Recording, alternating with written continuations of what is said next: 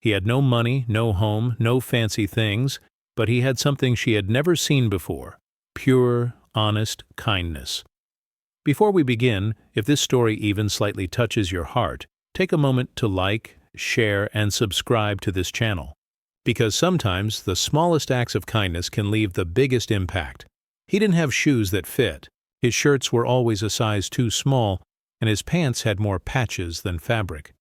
His name was Eli, and at just 10 years old, he had already seen the world's darker side.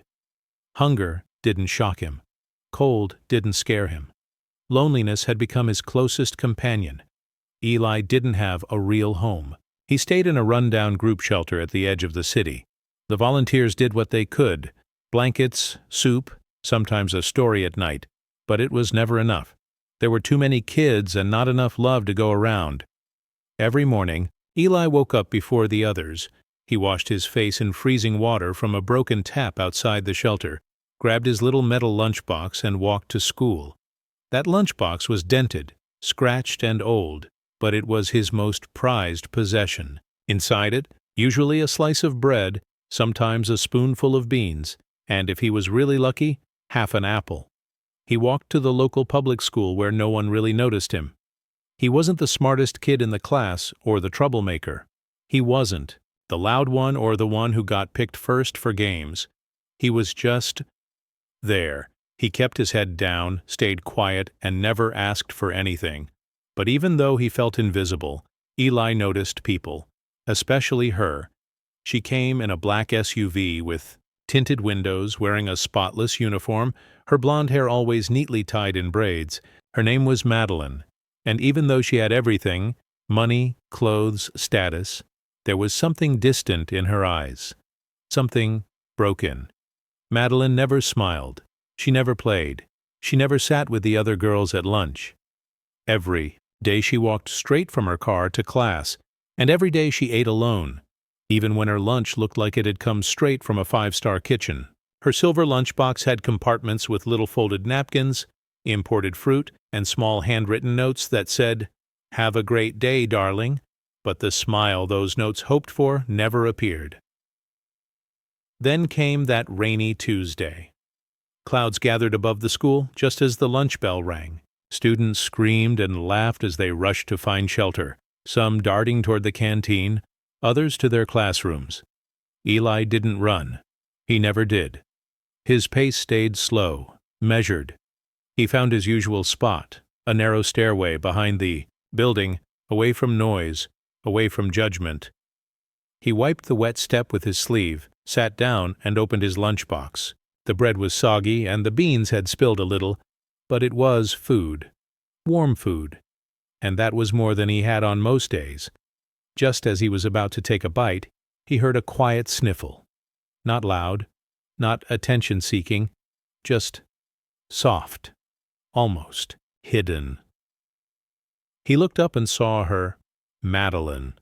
She sat 2 steps above him, knees pulled to her chest, uniform drenched, her bag lying beside her like she had dropped it carelessly. But she didn't look angry or annoyed. She looked small, and she was crying. Eli had never spoken to her, never thought she'd even noticed he existed. But there she was, the richest girl in school, soaked, alone, and crying. He didn't think twice. Eli looked down at his lunch, then gently tore the soggy bread in half. He didn't have much, but he had enough to share. Without saying word, he extended the larger piece up toward her. At first, she didn't move. She just stared at him, confused, almost offended, but her eyes betrayed her silence. They were tired, hungry, desperate. Slowly, she reached forward and took it, and they sat there eating in silence. The rich girl with her designer backpack and shiny shoes, the orphan boy with holes in his socks and secondhand everything. But in that moment, none of it mattered. From that day on, Madeline joined Eli at lunch. She never sat right beside him, just a step away, always with space between them. But the closeness grew. It wasn't spoken. It didn't need to be. Sometimes she'd offer a juice box. Sometimes he'd trade her a cookie someone had given him that morning. They never talked. Not once. But they didn't need to. One day, Madeline brought a blueberry muffin. It was wrapped in a little napkin with pink ribbon tied around it. Clearly something special. She placed it beside Eli, gave him a small nod, then looked away. He stared at it for a while, unsure if he was even allowed to touch something so perfect. But he took it, bit into it, and for the first time in his life, he tasted something so soft, so sweet, it almost brought tears to his eyes. But that was the last day he saw her. The next morning, the black SUV didn't show. Her seat in class was empty, and the next day, and the day after that, she was just gone. No goodbye, no explanation. Eli didn't ask anyone. What was the point? He wasn't close to her, not officially. He didn't even know her last name. All he had was the silence they had shared, the muffin, the bread, the memory. But every day after that, Eli sat in the same spot. Every day he opened his lunchbox and left half of it untouched, placed gently on the step beside him. Just in case. Years passed. Eli grew up. Life was never easy. He worked multiple jobs to keep himself afloat. Washed cars, delivered newspapers, cleaned grocery stores at night. But he never forgot her. Never forgot the moment when a rich girl accepted bread from a boy who had nothing. He didn't know it then. But that moment had changed both of them. And far away, in a place Eli couldn't even imagine yet, Madeline hadn't forgotten either. Eli never forgot that rainy Tuesday. The day she sat beside him. The day she took half his soggy bread and gave him silence in return. The comforting kind, the kind that doesn't ask questions but says everything anyway. Madeline never returned to school after that. And for the longest time, it felt like she'd never even been there. No one spoke of her. No teachers mentioned her absence. And Eli, well, he had no one to ask, so he just kept living. Days turned to weeks, weeks into months. And slowly the rhythm of survival became all Eli knew. He finished grade school with average marks, not because he didn't try, but because trying didn't always put food on the table. So while other kids joined soccer teams or went home to help their siblings with homework, Eli was mopping floors at a local diner or collecting bottles for recycling behind gas stations. He was only 12 when he got his first real job, sweeping, up at Timothy's Garage, a small auto repair shop owned by a grumpy but fair old man who smoked too many cigars and swore at cars like they were people.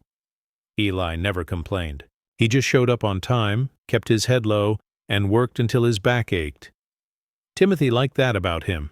He wasn't chatty, didn't waste time, just got things done. After a few months, Timothy started teaching Eli the basics: how to change oil, patch tires, replace brake pads. Eli soaked it all up like a sponge. Not because he loved cars, but because it meant fewer hours being hungry. It meant purpose. It meant less loneliness. By 15, Eli had a reputation. The kid who could fix anything with wheels.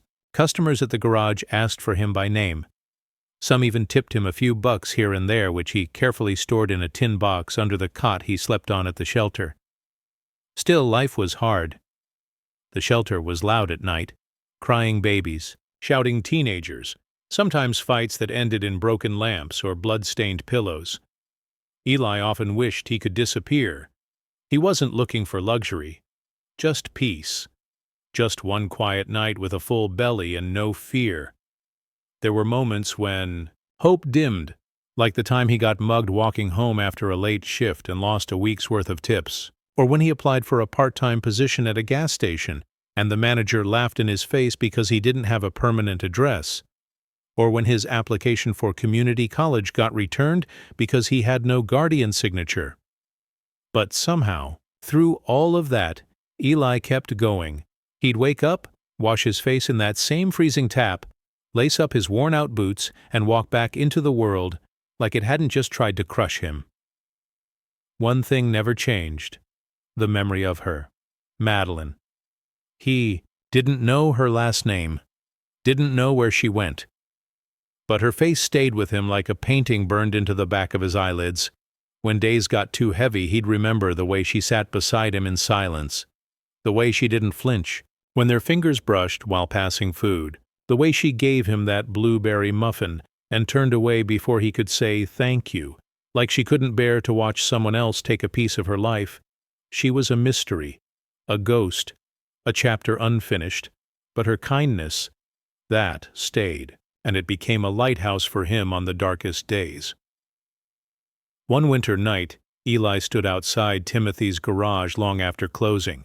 The sky was smeared with purple clouds, and the wind bit through his jacket.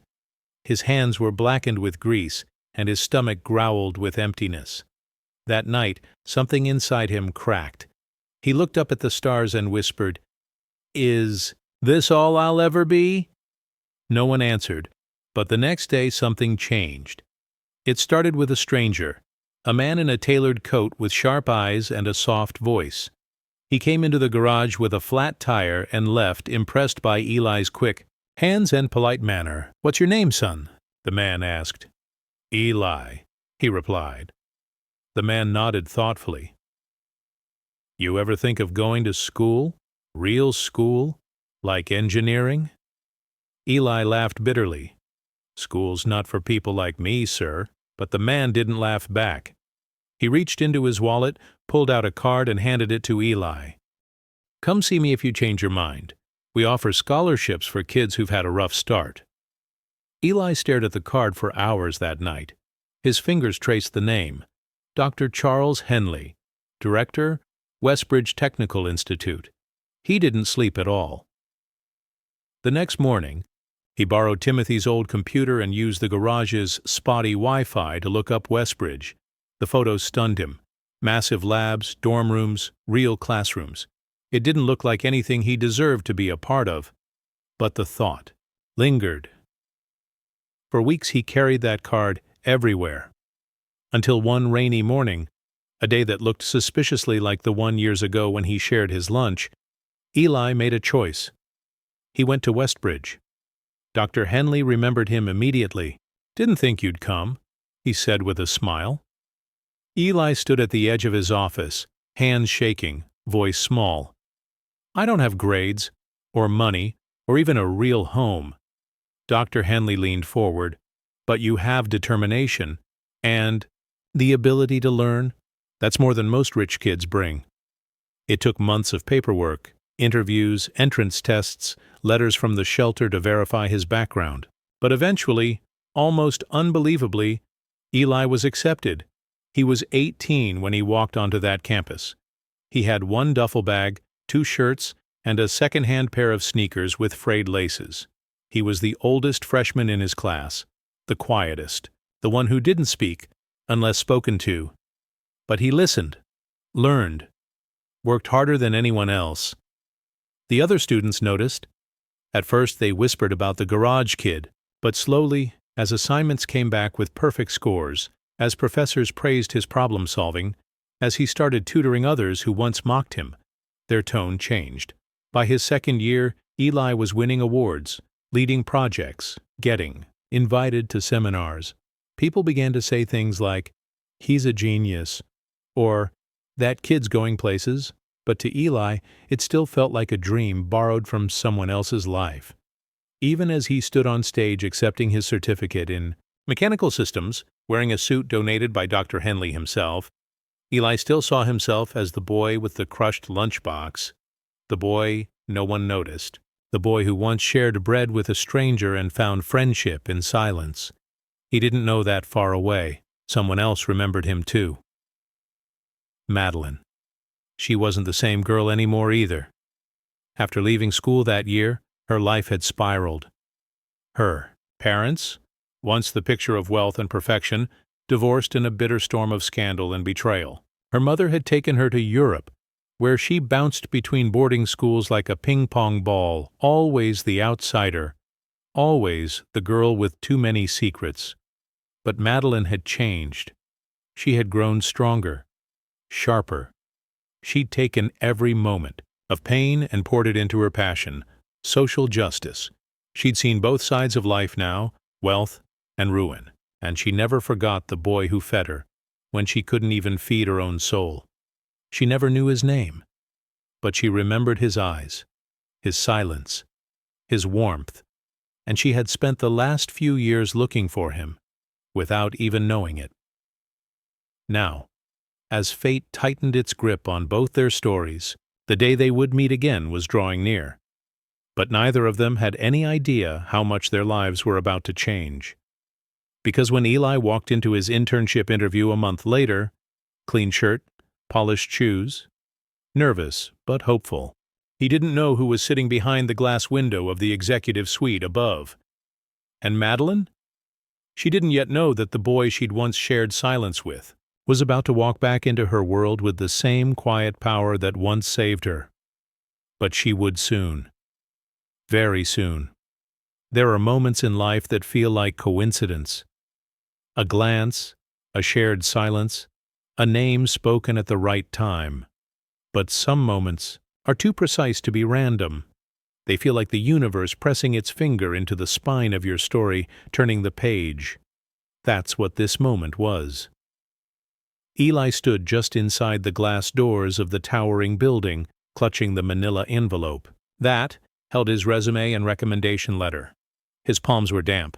His heart pounded like a hammer in his chest. This was his first real opportunity after Westbridge, a competitive internship with Elara Tech, one of the fastest-growing technology firms in the city. He looked around at the people in tailored suits, walking briskly, speaking in clipped, confident tones. Everyone here seemed to know exactly where they were going.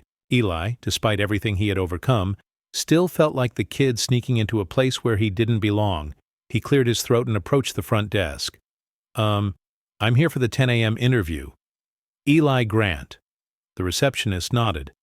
Go ahead to the 12th floor. Someone will meet you there. Eli gave a polite smile, stepped into the elevator, and tried to breathe. As the numbers climbed, 3, 5, 7. He reminded himself that he'd earned this. He wasn't some lost orphan anymore. He was a graduate, a builder, a dreamer, with skills. Still, part of him wondered, would they see him, or just see where he came from? When the elevator dinged, he stepped into a corridor lined with glass offices and minimalist decor. A young assistant greeted him with a clipboard and a firm handshake. She led him into a sleek room with a large window and offered him water before leaving him alone to wait. Eli sat, adjusted his collar, and tried not to fidget.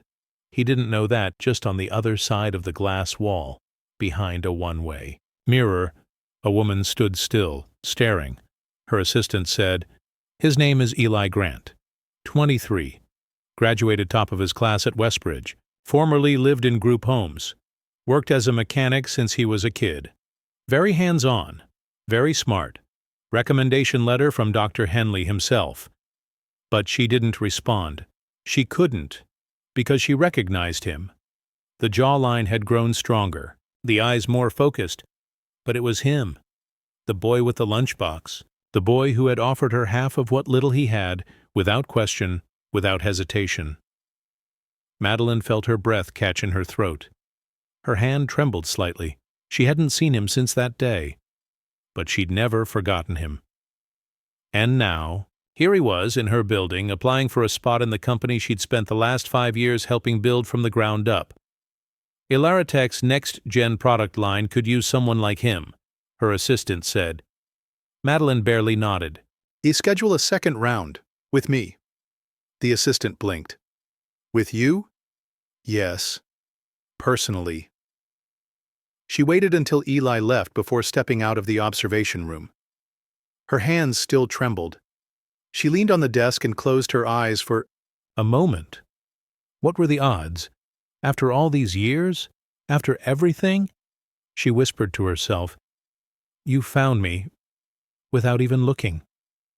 3 days later, Eli returned for round 2, more confident, dressed a little sharper, this time carrying a folder of design concepts he had brainstormed for Elara Tech's current product line. He'd studied their devices, reverse-engineered their systems, and even made notes on how to improve them. He was ready, but he wasn't ready for who was sitting at the table. She stood as he walked in, and for a moment neither of them moved. Madeline. She wore a navy blue suit, her hair tied back, her eyes sharp but soft around the edges. Eli froze. There was something familiar about her, like a dream from childhood that hovered just out of memory. She extended her hand. "I'm Madeline, Director of Product Strategy here at Elara Tech." Eli shook it stiffly. "Eli Grant. Thank you for seeing me." She smiled, but there was something else behind it, like she was searching his face for pieces of the boy she remembered. They sat. The interview began. But it wasn't really an interview. She asked him questions, yes, about design theory, mechanics, efficiency, and he answered them all with calm clarity. But as he spoke, her mind kept drifting back to that old cafeteria table, to that torn sandwich, to the quiet way he'd sat beside her like he wasn't afraid of her silence. Finally, she leaned back and said, "Have we met before?" Eli hesitated. He studied her face again, and slowly, it clicked. "I think we did," he said softly. "A long time ago. School. I shared my lunch with a girl once. She had blue ribbons in her hair and looked like she hadn't slept in days." Madeline's eyes shimmered. "You remember that?" "I never forgot." The silence between them was thick, not awkward, but heavy with all the years they'd both carried that memory. "I left school the next day," she said. "Family problems. Everything fell apart. I figured something happened." He said, "You were the first person who ever sat next to me without flinching." They sat like that for a while. Not two professionals in an office, but two kids remembering a moment that changed everything. Finally, Madeline cleared her throat. "I don't usually do this," she said, reaching into her drawer. "But this is your offer letter. Full internship, stipend included. If you accept, you start Monday." Eli stared at the paper. He blinked. "You're serious?" "I've never been more serious," she said. "You belong here, Eli." He took the letter, his hands trembling slightly. "Thank you." Madeline stood. "You're welcome. And thank you for that lunch, for that moment." They didn't hug, they didn't cry, but something between them shifted. A bond reformed. Stronger now, rooted in more than memory. Over the next few months, Eli flourished at Elara Tech. He became known for his creativity, his hands-on brilliance, and his humility. Madeline, though busy with her executive duties, often stopped by his station, asking questions that pushed his ideas further. They weren't just co-workers, they became something else. Two people who had once saved each other without realizing. Eli found a small apartment, furnished it with mismatched second-hand furniture, and for the first time in his life, cooked in his own kitchen. Madeline began inviting him to strategy meetings, client pitches, innovation labs. He never let it get to his head. She never treated him like a charity case. One evening, as they walked out of the office together after a long project launch, Madeline asked, "Do you ever think about what might have happened if we'd never met back then?" Eli looked up at the city skyline. "All the time." "I used to think you saved me," she said. Eli smiled. "I used to think you were a dream." They laughed, not because it was funny, but because it was real. And though they didn't say it out loud, both knew that fate had tied their stories together in a way neither fully understood. Yet, because something even greater was still coming, something that would change everything. But for now, they walked down the street side by side. No longer strangers, no longer broken. Just two souls, finally home. The city moved in its usual rhythm, restless, electric, and unapologetically fast. For most, it was just another day. People rushed to meetings, baristas scribbled names on coffee cups, and cars honked in synchronized impatience. But for Eli, this day carried a different weight. He stood on the balcony of Elara Tech's 12th floor, watching the skyline, while the wind played gently with his collar. He could hear the soft hum of office chatter behind him, but it felt distant, like another world. The last few months had felt surreal. He had arrived as an intern, uncertain, cautious, and constantly wondering if he truly belonged. But things had changed quickly. His work had spoken louder than his doubts. Colleagues respected him, and executives began seeking his insight. Eli had designed an energy-efficient cooling system for one of their wearable devices, earning the attention of investors. His name, once just another line on a resume, now carried weight in meeting rooms where ideas became products. But none of this would have happened without her. Madeline, the woman who had once been just a blurry memory of a little girl with sad eyes and blue ribbons, was now a constant in his life. She wasn't just his mentor. She was something else, something unnamed but deeply felt. She challenged him in meetings, believed in him even when he hesitated, and had this quiet way of showing up at just the right time, like she could sense when he needed a push or a pause. But Eli had noticed something. Lately her smiles didn't reach her eyes. She laughed, but it sounded hollow. She had become more distracted in meetings, more guarded, and every time someone mentioned the name Victor Hale, she tensed. Eli had no idea who Victor Hale was, but he was about to find out. That evening, Madeline knocked on his apartment door in something she rarely did. She stood there, her eyes tired and her shoulders heavy. She didn't smile. "Can I come in?" she asked softly. Eli stepped aside, offering her the chair by the small window while he poured 2 glasses of water. She didn't touch hers. "I need to tell you something," she said after a long pause. "Something I should have told you weeks ago." Eli sat across from her, leaning forward, concern creasing his brow. "What is it?" Madeline looked at her hands.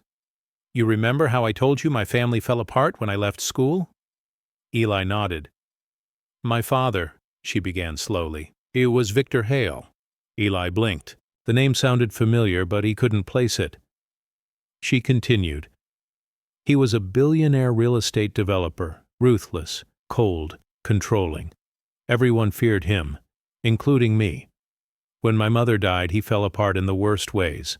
Started drinking, making enemies. He wanted me to be a copy of him, hard, ambitious, heartless. When I showed weakness, he called it a flaw." Eli stayed quiet, sensing more was coming. "One day," she said, her voice trembling, "I refused to attend a board meeting he demanded. He locked me in a room for 2 days. No food, no light. That was the last straw. I ran away." Eli's heart broke as he listened. "I changed my name, cut ties, and never looked back. I built everything I have without a dime of his money." Eli finally spoke. "But he's still around?" Madeline nodded. "Very much so. And now he's trying to buy Alaratech. Quietly, through shell companies. I found out last week." Eli's stomach sank. "Why?" "Because he knows I'm here. He found me, and he wants to ruin everything I've built. He doesn't like when people walk away from him." Eli was silent. Then he stood up and began pacing. "We can fight him," he said. "There has to be a way." Madeline gave him a sad smile.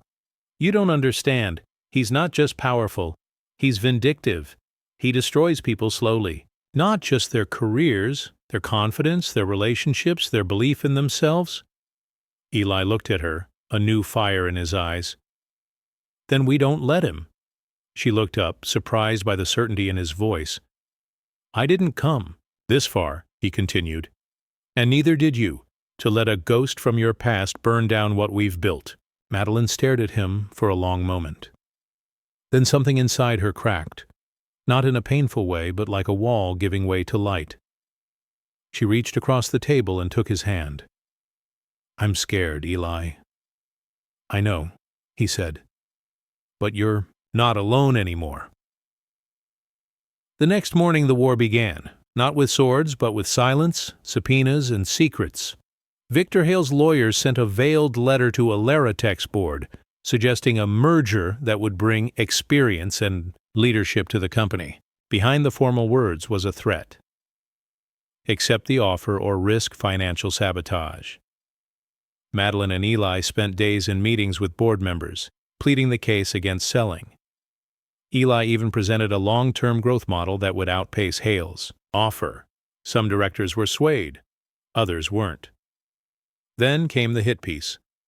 A news article, conveniently timed, exposed Madeline's past, her name change, her estrangement from her father, her psychiatric hospitalization at 16 after the lock-in incident.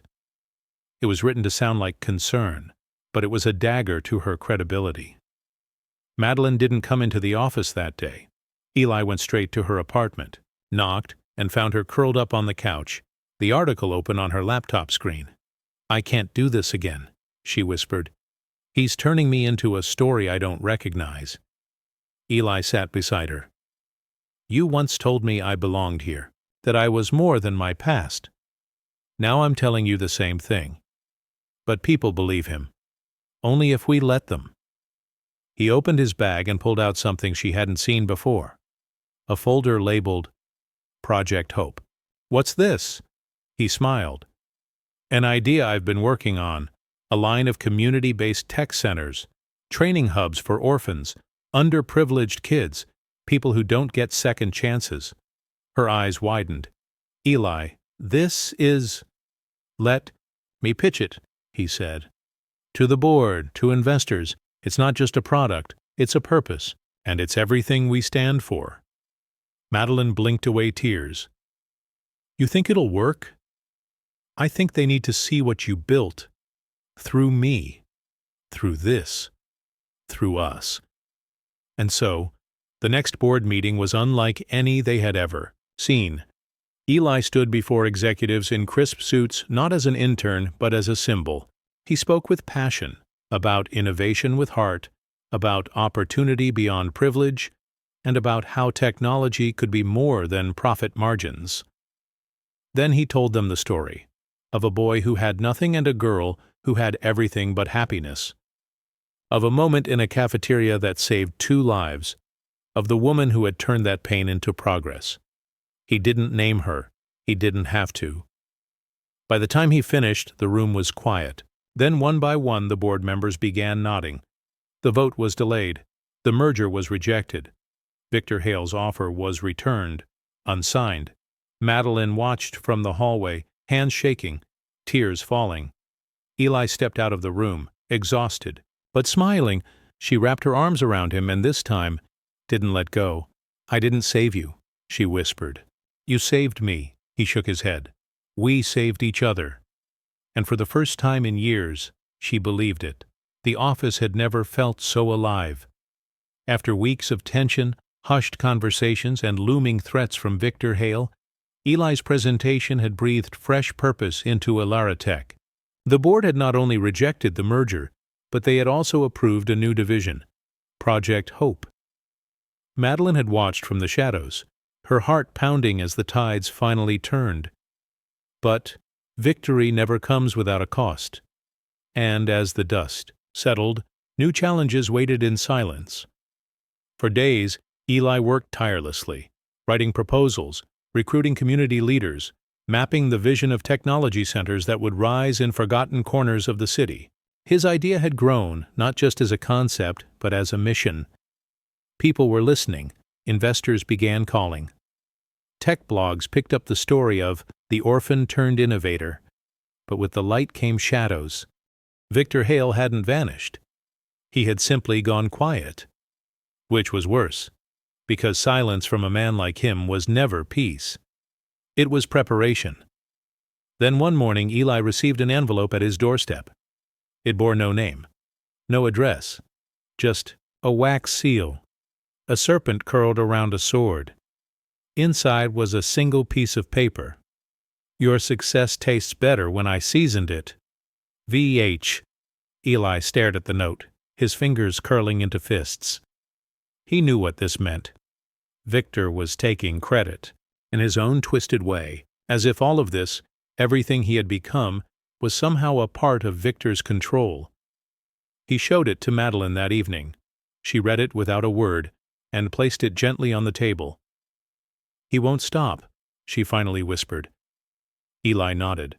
"Then we go farther." But she looked away, her face unreadable. There was something in her silence Eli didn't understand. Not yet. Over the next few weeks, Eli became the face of the new initiative. He visited schools, recorded interviews, and drafted blueprints for the first Hope Hub, a center where kids could learn coding, engineering, and ethical entrepreneurship. He had never felt more alive. But Madeline? She'd grown quieter. She missed 2 meetings, stopped replying to late-night texts about progress. When Eli visited her apartment, he found papers scattered across her desk, old family files, court documents, and one thick manila folder labeled Estate. Transition Plan. Hale Holdings. Eli stared at it, stunned. What is this? Madeline closed the folder slowly. My father is dying. The words hit harder than expected. He has advanced liver disease, she continued. And he wants to see me. Eli's mouth opened, then closed. She looked at him with haunted eyes. He called yesterday, said he wants to make amends, wants to give me what's mine. Eli didn't know what to say. I haven't spoken to him in over a decade, she said. And suddenly, I'm the heir to Hale Holdings? Eli walked toward her. You don't have to go. You owe him nothing. But Madeline shook her head. Don't I? She sat down, her voice distant. Eli, everything I've done has been to prove I didn't need him, that I could build my life without him. But what if walking away again means letting him win? Eli knelt beside her. You already won. Her eyes welled up. Then why does it feel like I'm losing something? Eli didn't answer, because deep down he feared the same thing. A week later, Madeline boarded a private plane to Boston, Victor's city. She didn't tell Eli when she was coming back, only that she had to face this alone. Eli tried to stay focused. Project Hope moved forward. The first building broke ground. Cameras flashed. Children cheered. But Eli's mind was 500 miles away, wondering if Madeline was okay, or if she was being pulled back into a life she had escaped. He missed her, more than he thought possible. Then one morning, the phone rang. It was Madeline. Her voice trembled. He left it all to me. Eli's chest tightened. What? His entire empire, every share, every company, billions of dollars. And the condition? Eli waited. That I return, become CEO of Hale Holdings. Publicly, no aliases, no masks. He wants the world to know his daughter forgave him. Eli's heart sank. And will you? He asked, barely above a whisper. There was silence. Then she said, I don't know. In the days that followed, Eli tried to bury himself in work, but he couldn't escape the ache. He had come to rely on her, not just as a mentor or partner, but as the heartbeat of his journey. She had changed his life. But now the life she might choose could mean leaving him behind. And then came the article, front page of the biggest tech journal. Madeline Hale, daughter of a titan, inheritor of power. The photo showed her standing next to Victor's casket, surrounded by executives. Her eyes were cold, her expression unreadable. Eli dropped the paper. Was this who she had become? That evening, she returned. He found her sitting on the steps of their office building, wrapped in a gray coat, staring at nothing. You saw it, she asked without looking up. Eli nodded. Was it true? She looked at him finally, pain etched deep into her face. Yes and no. He waited. I stood there because I had to. For closure, for the lawyers, for the media. But I haven't signed anything. Not yet. Eli felt a flicker of hope. But I'm tired, Eli, she whispered. Tired of fighting battles that started before I was born. Tired of trying to prove I'm not him. Eli sat beside her. You're not him. You never were. She looked at him, and for the first time in weeks the mask cracked. Then why does it still feel like I'm standing in his shadow? Eli reached into his bag and pulled out something he had been working on. A small silver badge the size of a coin.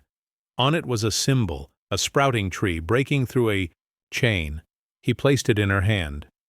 Because sometimes we forget how far we've come, But this is who you are. Not his legacy, not his name, yours.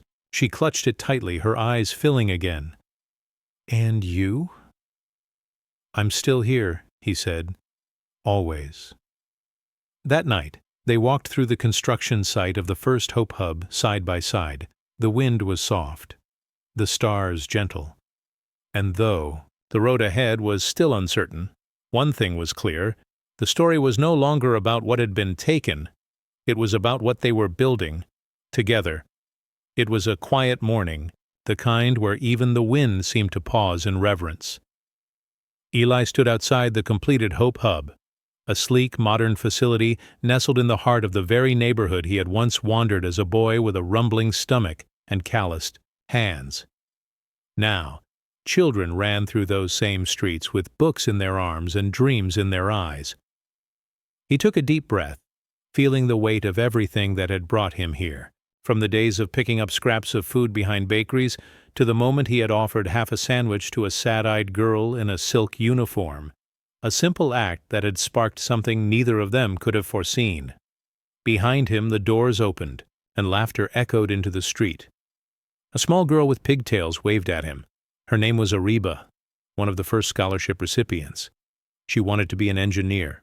When asked why, she had said, "Because I want to build homes that feel like hugs." That was what this place had become. Not just a building, but a hug for the forgotten. Inside, the ribbon-cutting ceremony was set to begin. Chairs were lined, cameras poised, dignitaries waiting. But Eli stood still, caught in memory. A soft voice broke his thoughts. "Somehow you've made dreams look like bricks and steel." He turned. Madeline stood a few feet away, dressed simply without the burden of legacy.